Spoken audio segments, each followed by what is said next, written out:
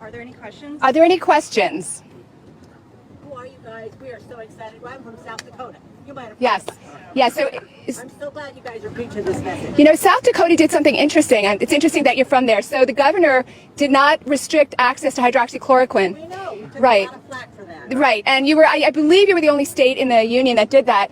And there's been studies out there that attempt to show that it doesn't work. They're inaccurate because they're given at the wrong time, the wrong dose, the wrong patient, either too much or at the long time. So South Dakota did better because it had access to hydroxychloroquine. Thank you so much. Okay, so someone we love does get sick with COVID, and you said that the hydro or whatever how you say it is restricted. How do we get access to that? That's the number one question we're all asked every day. I want you to know that you're not alone. I've had many congressmen ask me, how can I get it? So if the congressman can't get it, it's tough luck for the average American Joe getting it.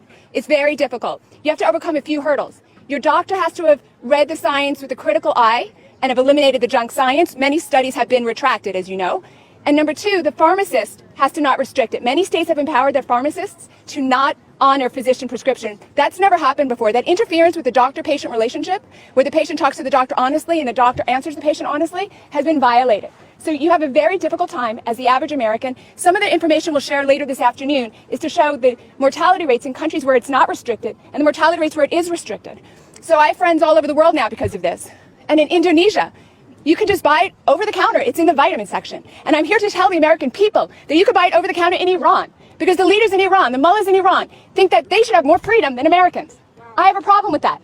My colleagues have problems with that. We don't like to watch patients die. So, Dr. What if people have problems?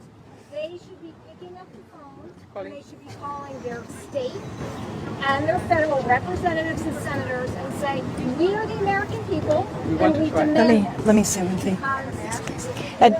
So you guys, we need the public to be Correct. Thank you, Julie. That is exactly right.